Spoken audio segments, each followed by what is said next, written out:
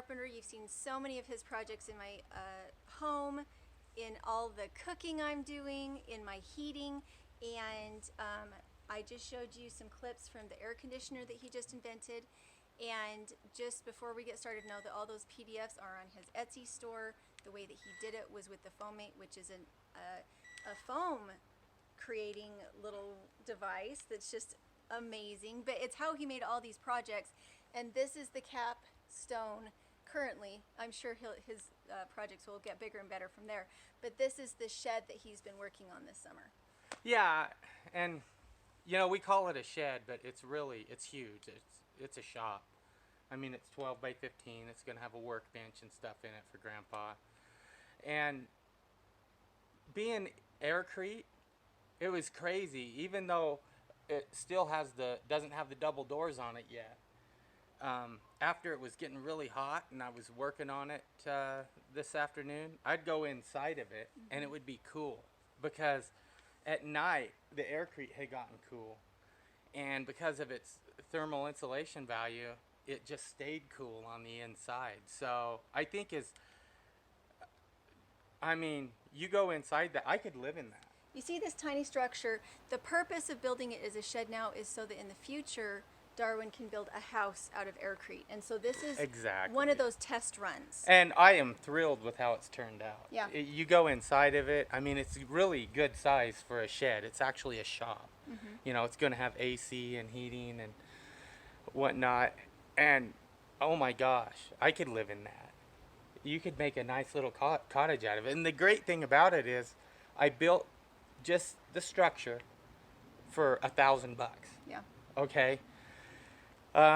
If you include the slab and the cobblestone walkway and everything, no. But it's really economical. You And know? it's improved along the way. He started with one mix Yeah. with the first panels. And then as he progressed, he got better at it because they're big panels. Right. How big are the panels? They're almost 8 feet tall and 16 inches wide. You know, and they weigh about 80, 90 pounds. But you can stand on them. They're Yeah. not something Yeah. like if you laid it flat. He has some videos over on his channel of you and your wife Doing a flex test. and seeing, is it going to crumple? Is it going to... I actually loaded 500 pounds of cement Yeah. on the panel spanned between two cinder blocks. So they are strong, but you know, it's a learning process. I was getting microscopic fissures or cracks in the panels as they expanded and contracted as they were curing out. And it took me a lot of research and development to get this very last mix down to where it's like perfect. So, but that being said, even the ones that weren't the absolute best, just those small cracks, I'm leaving them on the house. I'm just gonna stucco over them. You know, Because it's not structural. it's not structural, no. Because the way I did it, I made panels, and the panels were made with sheet metal studs or steel studs. Were the forms for the panels, and I just filled those up with Aircrete and stood them up.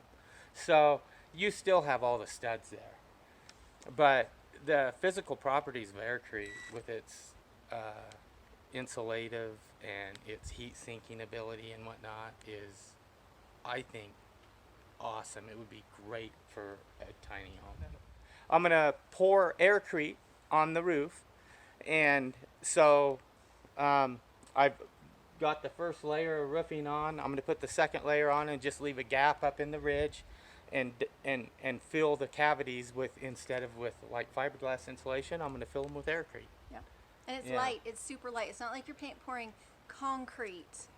Everything that he's made for me, I can lift. So there's a lot of stuff happening over on his channel. He has PDFs for everything, and it's all DIY. It's all inexpensive, and it's all done with the Foamate. Right. Or very simple tools like the little pop riveter. Right. Because to make Aircrete, you need a foam generator, and it's, you know, with shampoo and water, and you can make this dense foam. It stays foam while you mix it into cement, and then your cement ends up light. It'll float. It's awesome. Yeah. Yeah. It's amazing. So it's changed our life. It's allowed us to be off-grid in comfort without a huge amount of expense. to get all of our infrastructure together and to be, I mean, the comfort level, it's like I'm not really off grid. She calls it creature comforts. It is. It's creature comforts, and I have creature I comforts. call it off grid in style. It is. It's amazing. I couldn't really pick one that was my favorite because as I came up with needs or issues or problems with the tools I had, I'd call Darwin and say, I could really use something like this. Do you think you could make something like this? Because this thing that's supposed to be an off-grid tool isn't really working, and my on-grid resource, it takes too much juice. I don't Right. have that much power. So we're gonna do a little bit of a show of some of the panels. You can see the roof already, and make sure to go check out the Honeydew Carpenter. He is the man, and all of his actual how-to videos are over there. The PDFs are over there. So just because you saw him on my channel doesn't mean, I mean, yeah, you see him on my channel a lot, but you actually need to go to his channel if you want to keep up, because I'm going to be in Tulsa, and he won't be making stuff for me anymore. They might be using Right. some of the stuff he made for me here, but I'm actually going to try and perfect and develop these things that people are wanting, like the shippable rocket stove, yeah. you know.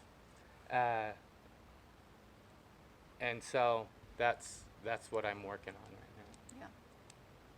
And it's been fantastic. It only took 2 tries to get the stove right, and that was more about the chimney. The Aircrete oven worked the first time. The air conditioner, we don't have it in yet because we still need a window insert to be able to test it. So hopefully we have enough days between now and when I leave to show you guys how well it works. Because today it would actually work pretty well because it's pretty warm today. Right.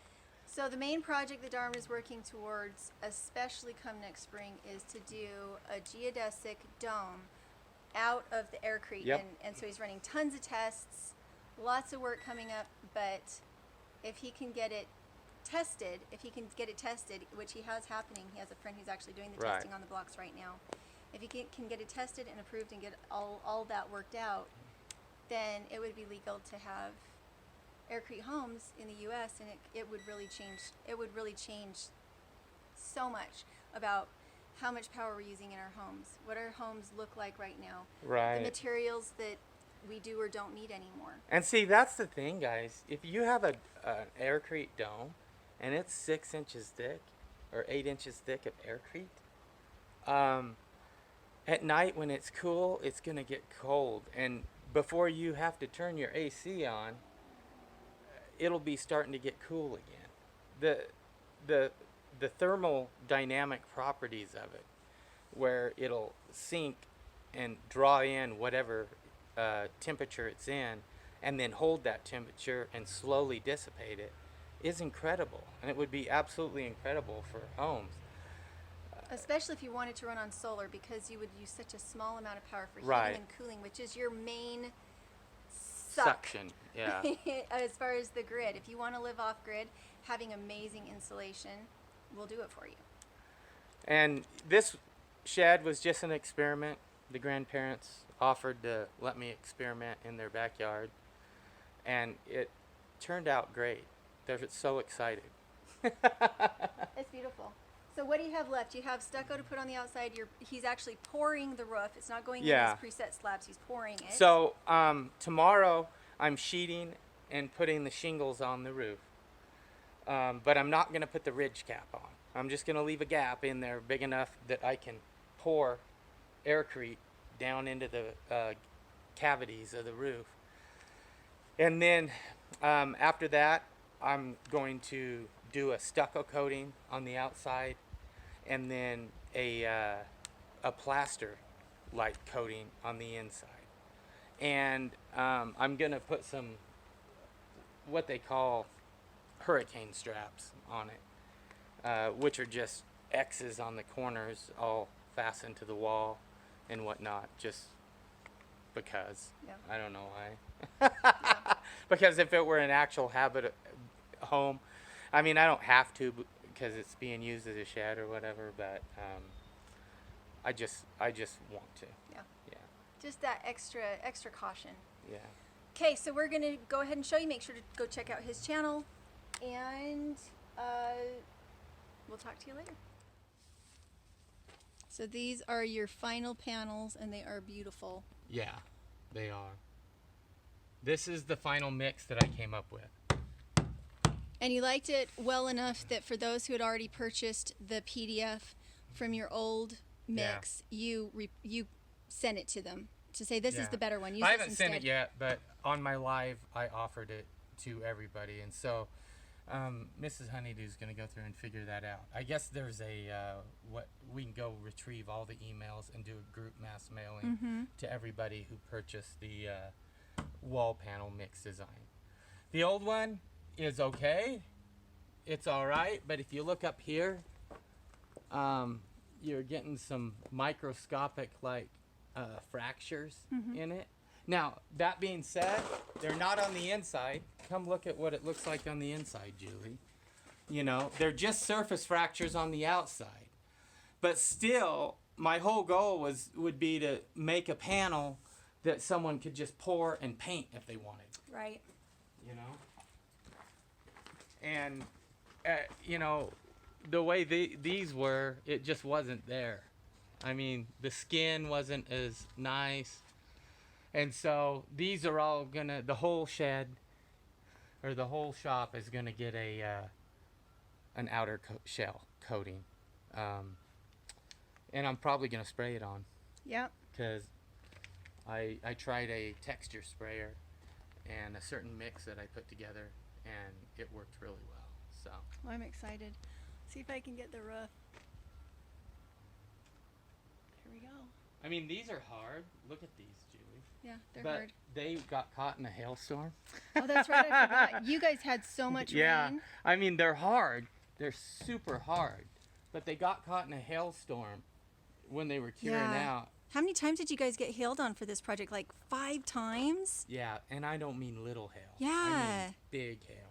I remember. Like holes in the wall hail. So this is what hail does to really wet aircrete, but it's still structural. It just didn't get as much of a chance to cure as quickly and smoothly as this Right. other did it. Look at the gable. This was my final mix too. And this is the bottom side of the gable. Isn't that end. pretty? You know, so I made that panel with pockets in it, and then just made some beams and strung across.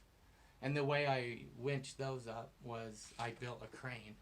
I loved the crane. That was awesome. Melanie would have had things to say to you if you had made her lift them. Well, I don't know if we could have, because my goodness, They're awkward. Well, they're awkward, yeah, and plus they were like 100 and Lifting them right over your head on a 170 ladder. pounds, 180 pounds. How much You would know? they be if they were full on concrete? Oh my gosh. Just one of these panels is 3.2 cubic feet. So at 150 pounds a cubic foot, which is what normal concrete weighs, they would weigh about 480 pounds. Just one of the wall panels, let alone the gable. I freaking love how those gable ends turned out. You made my rocket stove. Yeah, I made a rocket stove. I made a forge. Yep. And melted steel in it, and we're talking 2,600 degrees and only 3 inches of aircrete insulation around, and I could touch the outside with my bare hand. So And my stove is very child friendly. I've hatched ducklings in it without them burning. I can moderate the temperature. I can put it through my bench. I can put it up through the chimney. So a big part of my process has been that aircrete chimney, the double walled chimney that allows you to super insulate your chimney so that you don't have creosote. After a year of burning it, I had 0 creosote in that chimney or in the stove. oh, that was, I actually got some messages from people on your channel, and they were coming over saying, I saw Dirt Patch Heaven's video of you taking apart your stove. I want one. Yeah. And so I am putting together a package, a DIY package to send out to people where they can just pop rivet it together, fill it with aircrete, and have a stove for themselves. But that's in the works, and it hasn't been quite fully developed yet. You've got a lot on your plate. I do. I got to finish. It's not. Oh, I made her we an got oven. The garden bed too.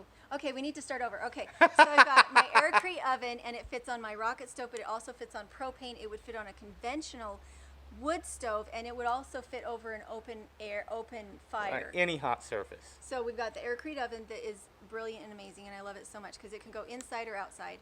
I've got the garden beds, which Right. are beautiful. They're beautiful. They're light. Kids can help you put it together, but it makes it in the elements. So that's beautiful. Rocket stove, air conditioner. Right? Right. Air conditioner. The one thing is we Wall haven't had enough panels, heat to double play with wall air conditioner. stovepipe. Double wall stovepipe. So there's